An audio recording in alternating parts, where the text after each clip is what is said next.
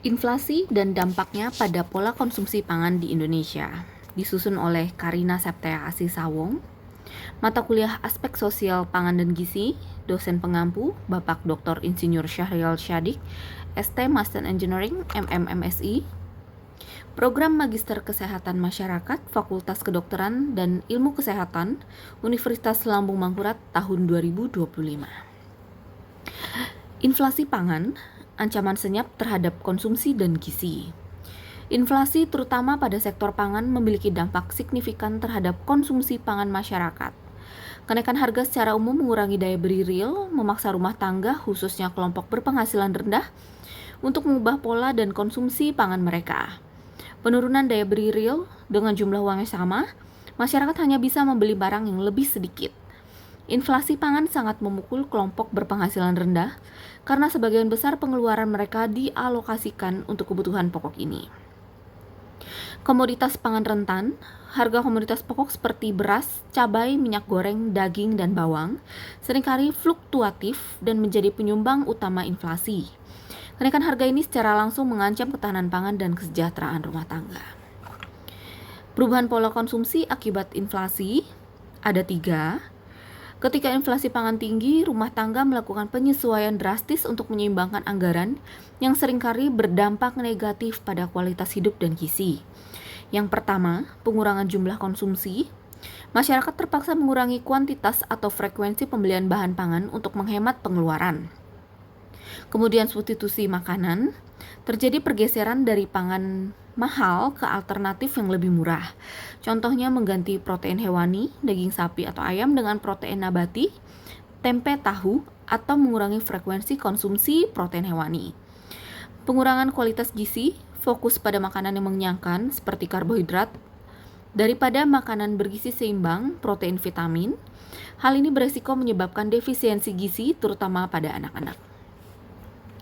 Dampak lintas sektor mengorbankan kebutuhan non-pangan. Kenaikan harga kebutuhan pokok mendesak rumah tangga untuk menggeser alokasi pengeluaran dari sektor non-esensial yang memiliki konsekuensi jangka panjang bagi pembangunan sumber daya manusia. Maksud menggeser prioritas anggaran adalah kebutuhan pangan yang semakin mahal memaksa rumah tangga untuk memotong pengeluaran pada sektor-sektor penting lainnya. Ini adalah trade-off yang menyakitkan di mana kelangsungan hidup hari ini dipertaruhkan dengan kualitas hidup di masa depan. Contohnya mengurangi pengeluaran untuk rekreasi dan pakaian, menunda atau mengurangi biaya pendidikan anak, mengurangi akses ke layanan kesehatan preventif. Inflasi pangan adalah masalah ekonomi sosial yang serius karena tidak hanya mengurangi daya beli, tetapi juga mengancam kualitas gizi dan kesejahteraan masyarakat, terutama kelompok rentan. Untuk 3 pilar utama ketahanan pangan nasional, ketahanan pangan adalah hubungan kausalitas yang kompleks dan multidimensi, dipengaruhi oleh faktor ekonomi, sosial, dan kebijakan. Ketiga faktor ini saling mempengaruhi kuantitas, kualitas, dan keragaman pangan yang diakses masyarakat. Faktor ekonomi, penentu utama aksesibilitas pangan. Faktor ekonomi adalah penentu utama seberapa mudah rumah tangga dapat mengakses pangan yang bergizi. Pendapatan dan stabilitas harga adalah 2 variabel kritis. Bisa diberikan contoh variabel ekonomi, pendapatan rumah tangga, kemudian hubungan dengan konsumsi pangan dan gizi. Pendapatan rendah membatasi kemampuan membeli makanan beragam dan bernilai gizi tinggi, protein hewani, buah, dan sayur. Ini mendorong pergeseran makanan pokok karbohidrat murah, beresiko menyebabkan gizi kurang atau defisiensi mikronutrien. Inflasi pangan, volatilitas harga pangan menurunkan daya beli real, memaksa kelompok miskin mengganti pangan bergizi mahal dengan yang lebih murah dan kurang bergizi. Misalnya dari daging ke tahu tempe berdampak langsung pada penurunan kualitas gizi. Pekerjaan dan keterjaminan, stabilitas pekerjaan menentukan keterjaminan pendapatan yang berkorelasi positif dengan pengeluaran untuk pangan berkualitas dan status gizi yang baik. Untuk faktor sosial mempengaruhi pemanfaatan dan pola asuh. Faktor sosial berperan penting dalam bagaimana dimanfaatkan dan bagaimana pola asuh mempengaruhi status gizi keluarga terlepas dari ketersediaan pangan. Misalnya tingkat pendidikan ibu, berkorelasi kuat dengan pengetahuan gizi, pola asuh, dan praktik kebersihan. Pendidikan rendah sering dikaitkan dengan pemilihan bahan makanan yang kurang bergizi dan praktik pemberian makanan yang tidak optimal yang terkait dengan stunting. Budaya dan adat, kebiasaan makan, preferensi lokal, dan pantangan makanan, misalnya pada ibu hamil atau menyusui, mempengaruhi keragaman konsumsi pangan dan asupan gizi keluarga. Akses sanitasi dan air bersih. Sanitasi buruk meningkatkan risiko penyakit infeksi seperti diare. Infeksi mengganggu penyerapan zat gizi, menjadi penyebab langsung kedua setelah asupan makanan yang tidak memadai dalam kasus malnutrisi. Kemudian faktor kebijakan menjamin ketersediaan dan stabilitas. Kebijakan pemerintah memainkan peran krusial dalam mengatur ketersediaan, stabilitas, dan keterjangkauan pangan di tingkat nasional hingga rumah tangga. Kebijakan harga dan subsidi, kebijakan yang tidak tepat sasaran dapat mengganggu suplai dan stabilitas harga, mempengaruhi aksesibilitas pangan. Pemerintah harus menjaga ketersediaan dan kelancaran distribusi ini. Kemudian kebijakan bantuan sosial atau bansos. Program bansos berfungsi sebagai penyangga pendapatan, membantu mempertahankan daya beli dan konsumsi pangan yang cukup selama guncangan harga.